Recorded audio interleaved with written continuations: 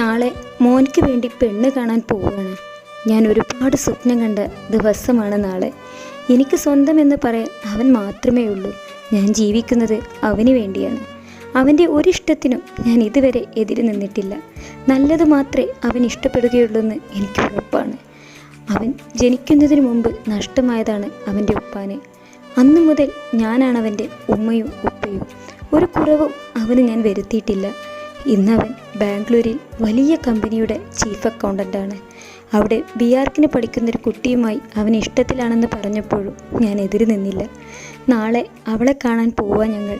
അവന് നല്ല ടെൻഷനുണ്ട്. കാരണം അവൻ അവളെ അത്രയ്ക്കിഷ്ടമാണ്.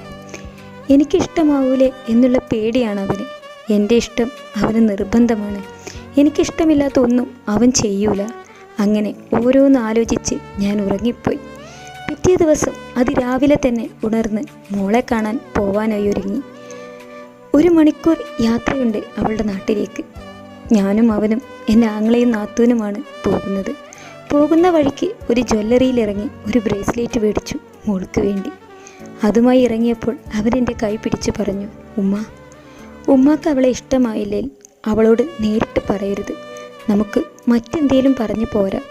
അവൾക്കത് സഹിക്കൂല ഉമ്മ. ഞാൻ ചിരിച്ചുകൊണ്ട് പറഞ്ഞു, മോന് പേടിയുണ്ടോ? മോന് ഉമ്മാനെ അറിയൂലേ?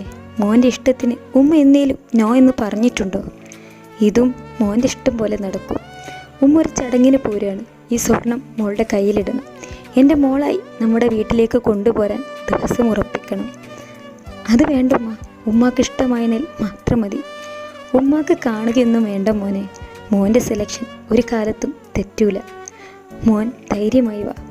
വണ്ടിയിലേക്ക് കയറിയപ്പോൾ ആങ്ങളയുടെ ഒരു കുത്തൽ. ഇതൊക്കെ വേണോ? ഇഷ്ടപ്പെട്ടതിന് ശേഷം ചുറ്റുപാടറിഞ്ഞ് മറ്റു കാര്യങ്ങൾ ഉറപ്പിച്ചിട്ട് പോരെ? അവനിഷ്ടമായെന്ന് കരുതി ഒന്നും അന്വേഷിക്കാതെ അങ്ങ് കെട്ടിച്ചു കൊടുക്കണോ? ഒരു പ്രേമവും മണ്ണാക്കട്ടെയും. പ്രേമത്തിൻ്റെ മധുരം അനുഭവിച്ചറിഞ്ഞവളല്ലേ നീ. നിൻ്റെ മോൻ വിത്ത് ഗുണം കാണിക്കാതിരുന്നാൽ നന്നായി. അങ്കിൾ മതി. ഉമ്മാനെ കണ്ട ഇത് തന്നെയല്ലേ പരിപാടി. എൻ്റെ ഉമ്മാക്കൊരു തെറ്റ് പറ്റി, ശരിയാണ് എന്ന് കരുതി. ഓ ആയിക്കോട്ടെ ആയിക്കോട്ടെ, ഞാനൊന്നും പറയുന്നില്ലേ. സംസാരിച്ച സമയം പോയത് അറിഞ്ഞില്ല. ഞങ്ങൾ മോളുടെ വീട്ടിലെത്തി. വലിയൊരു വീട്. അത് കണ്ട് ആങ്ങള ചോദിച്ചു, നീ പുളിക്കൊമ്പിലാണല്ലോടാ പിടിച്ചത്. ഇവർക്ക് എത്ര മക്കളാണ്? ഒരു അനിയനും ഒരു അനിയത്തിയും. ഉപ്പാക്കെന്താടാ ജോലി? ഉപ്പയില്ല. ഓ, മരിക്കുന്നതിന് മുമ്പ് മക്കൾക്കുള്ളതൊക്കെ ഉണ്ടാക്കി വെച്ചിട്ടാണാവോ പോയത്. ഇക്കൊന്നും മിണ്ടാതിരിക്കുമോ? എപ്പോഴും ഒരു പണം. നാത്തുവിൻ്റെ കിടു മറുപടിയും വന്നു. ഈ കാണുന്നത് അവളുടെ ഉമ്മാൻ്റെയാണ്. ഇത് ഉമ്മാൻ്റെ നാടാണ്. ബെസ്റ്റ്. 2 തന്താരും കണക്ക. അവളുടെ അമ്മാവൻ വന്നു ഞങ്ങളെ അകത്തോട്ട് ക്ഷണിച്ചു. മോള് ചായ കൊണ്ടുവന്നു. കണ്ടപ്പോൾ തന്നെ എനിക്കങ്ങ് ഇഷ്ടപ്പെട്ടു. മോൻ എന്നെ ശ്രദ്ധിക്കുന്നുണ്ട്. അവരുടെ മുന്നിൽ വെച്ച് തന്നെ പറഞ്ഞു, നീ പേടിക്കണ്ടടാ, നിൻ്റെ സെലക്ഷൻ തെറ്റിയിട്ടില്ല. എനിക്ക് മോളെ ഒരുപാട് ഇഷ്ടമായി. അവളുടെ വീട്ടുകാർക്കും മോനും എല്ലാം സന്തോഷമായി. ചായക്കുടി കഴിഞ്ഞ് പോകുന്നതിന് മുമ്പ് വളയിടാൻ നിന്നു. അവനത് ഫോട്ടോ എടുക്കണമെന്ന് പറഞ്ഞു. ലൈറ്റുള്ള ഭാഗത്തേക്ക് നിർത്തി. അപ്പോഴാണ് എൻ്റെ മുമ്പിൽ ഷോക്കേസിൽ ഞാനൊരു ഫോട്ടോ കണ്ടത്. എൻ്റെ കണ്ണുകളും മനസ്സും ആ ഫോട്ടോയിൽ കുളത്തി. എൻ്റെ മനസ്സ് വർഷങ്ങൾ പിന്നോട്ട് സഞ്ചരിച്ചു. നീ ഇല്ലാതെ ഒരു ജീവിതം എനിക്കില്ല. സ്നേഹം എന്തെന്നറിഞ്ഞത് നീ എൻ്റെ ജീവിതത്തിൽ വന്നേ പിന്നെയാണ്. ഇക്ക വീട്ടിൽ വന്ന് പെണ്ണ് ചോദിക്ക്. ഞാൻ എങ്ങനെ ചോദിക്കാനാണ്? നീ വലിയ വീട്ടിലെ കുട്ടിയാ. പോരാത്തതിന് ഗവൺമെൻറ് ജോലിക്കാരി. ഞാനോ ഒരു അനാഥൻ, ഒരു കൂലിപ്പണിക്കാരൻ. ആകെ സ്വന്തമായിട്ടുള്ളത് ഈ ഓട്ടോ. അതും ലോൺ അടിച്ച് തീർന്നാലേ സ്വന്തമാവുകയുള്ളൂ. ഇതൊക്കെ അറിഞ്ഞുകൊണ്ടില്ലേക്ക ഞാൻ സ്നേഹിച്ചത്. ഇനി അങ്ങോട്ടും എനിക്ക് പറ്റും. ഞാൻ വീട്ടിൽ പറയാൻ പോവാ. വീട്ടിൽ അവതരിപ്പിച്ചതും വീട് യുദ്ധക്കളമായി. പക്ഷേ ഞാൻ വിട്ടുകൊടുത്തില്ല. എനിക്കൊരു ജീവിതമുണ്ടിൽ അത് ഇക്കാൻ്റെ കൂടെയാണ്. അവസാനം എൻ്റെ വാശിക്ക് മുമ്പിൽ വീട്ടുകാർ ഞങ്ങളുടെ വിവാഹം നടത്തി തന്നു. ഞങ്ങളുടെ വീട്ടിൽ തന്നെയായിരുന്നു താമസം. എൻ്റെ ചിലവിൽ കഴിയാൻ വയ്യെന്നും പറഞ്ഞ് ഒരു ബിസിനസ് തുടങ്ങണമെന്നും പറഞ്ഞ് എൻ്റെ സ്വർണം വിറ്റു. ഒരു ടെക്സ്റ്റൈൽസ് തുടങ്ങി മാസങ്ങൾ കൊണ്ട് അത് പൂട്ടി. പിന്നീടുള്ള രാത്രികളിൽ ഇക്കയൊരു ചീഞ്ഞ നാറ്റമായിരുന്നു.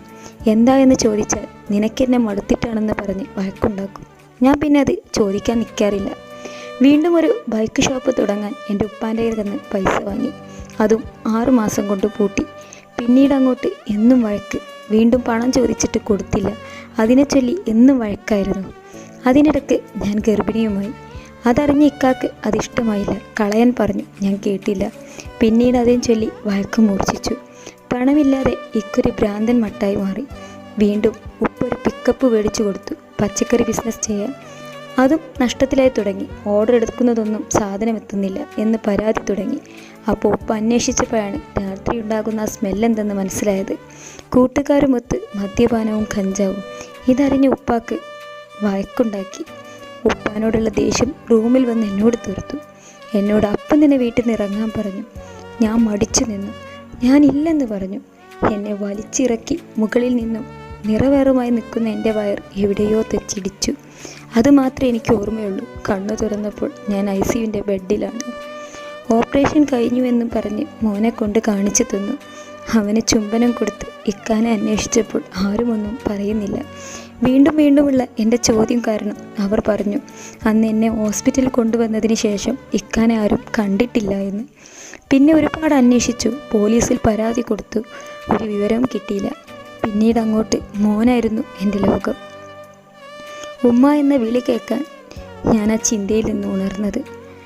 എന്തു പറ്റുമ്മ? കണ്ണീരോടെ ഞാൻ ചോദിച്ചു. ഇതാരാ മോളെ? അത് എൻ്റെ ഉപ്പയാണ്. നെഞ്ച് തകർന്നു പോയി. മോനോട് എങ്ങനെ പറയും ഞാൻ അവൻ്റെ ഇഷ്ടം അതിനി നടക്കൂല എന്ന്? എന്തു പറ്റിയുമ്മ?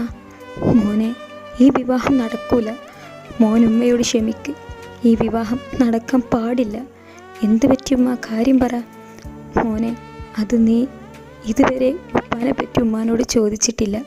ഒരു ഫോട്ടോ പോലും ഉമ്മ നിനക്ക് കാണിച്ചു തന്നിട്ടുമില്ല. മോനെ, ഇതാണ് നിൻ്റെ ഉപ്പ. ജിനു നിൻ്റെ പെങ്ങളാണ്.